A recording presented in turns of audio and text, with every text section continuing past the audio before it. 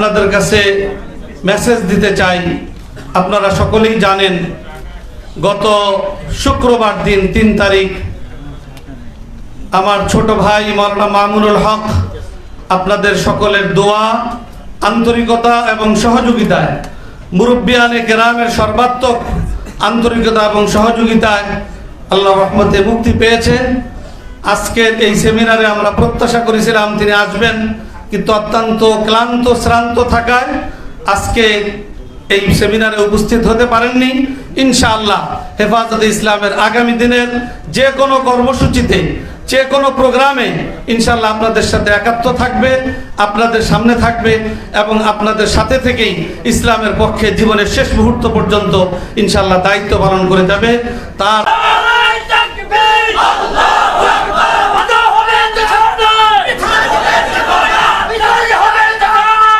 সম্মানিত উপস্থিতি, হেফাজতে ইসলাম কর্তৃক আয়োজিত আজকের এই জাতীয় শিক্ষা সেমিনারে এবার আপনাদের সামনে বক্তব্য রাখবেন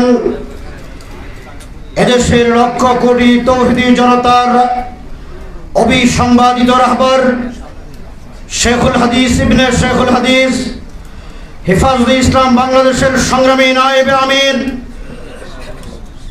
কওমি মাদ্রাসা শিক্ষা বোর্ড বেফাকের সংগ্রামী মহাসচিব হযরতুল আল্লাম মাওলানা মাহফুজুল হক এখন আপনাদের সামনে বক্তব্য রাখবেন।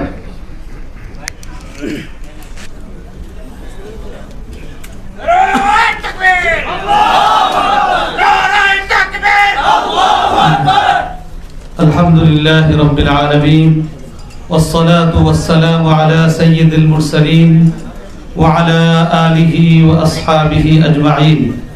আম্মা বা'দ। হেফাজতে ইসলাম বাংলাদেশের উদ্যোগে আয়োজিত বর্তমান জাতীয় শিক্ষা কারিকুলাম ও নতুন পাঠ্যপুস্তকের বাস্তবতা ও ভবিষ্যৎ শীর্ষক এই সেমিনারের সংগ্রামী সভাপতি, আমির হেফাজত, কেন্দ্রীয় নেতৃবৃন্দ ও আমার তৌহিদি জনতা,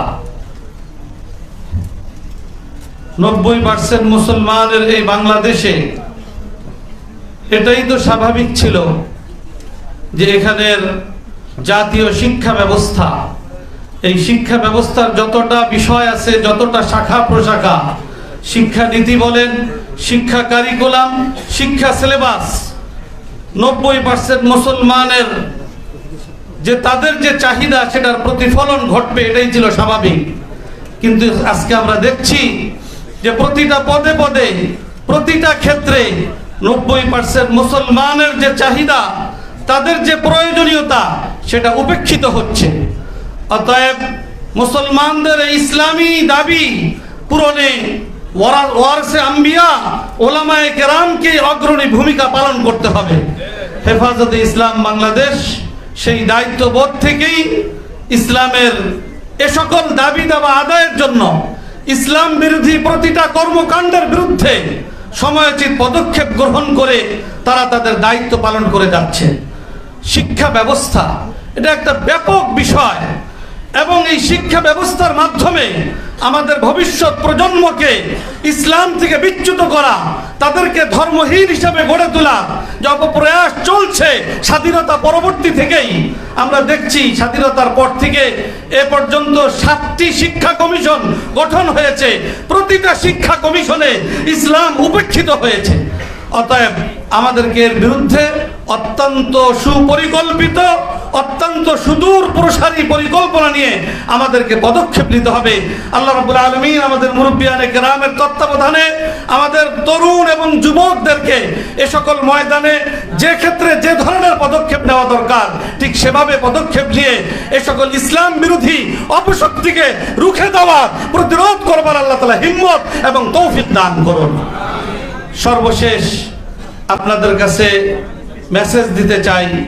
আপনারা সকলেই জানেন গত শুক্রবার দিন ৩ তারিখ আমার ছোট ভাই মাওলানা মামুনুল হক আপনাদের সকলের দোয়া, আন্তরিকতা এবং সহযোগিতায়, মুরব্বিয়ানে কেরামের সর্বাত্মক আন্তরিকতা এবং সহযোগিতায় আল্লাহর রহমতে মুক্তি পেয়েছেন। আজকের এই সেমিনারে আমরা প্রত্যাশা করেছিলাম তিনি আসবেন, কিন্তু অত্যন্ত ক্লান্ত শ্রান্ত থাকায় আজকে এই সেমিনারে উপস্থিত হতে পারেননি। ইনশাআল্লাহ হেফাজতে ইসলামের আগামী দিনের যে কোনো কর্মসূচিতে, যে কোনো প্রোগ্রামে ইনশাআল্লাহ আপনাদের সাথে একাত্ম থাকবে, আপনাদের সামনে থাকবে এবং আপনাদের সাথে থেকেই ইসলামের পক্ষে জীবনের শেষ মুহূর্ত পর্যন্ত ইনশাআল্লাহ দায়িত্ব পালন করে যাবে। তার সুস্থতার জন্য এবং আগামী দিনের পথ চলার জন্য আল্লাহ তাআলা সহজ করেন, এর জন্য আপনাদের সকলের কাছে দোয়া চেয়ে মুরব্বীদের প্রতি এবং আপনাদের সকলের প্রতি শুকরিয়া জ্ঞাপন করে আমার কথা এখানে শেষ করছি। ওয়া আখিরু দাওয়ানা আলহামদুলিল্লাহি রাব্বিল আলামিন।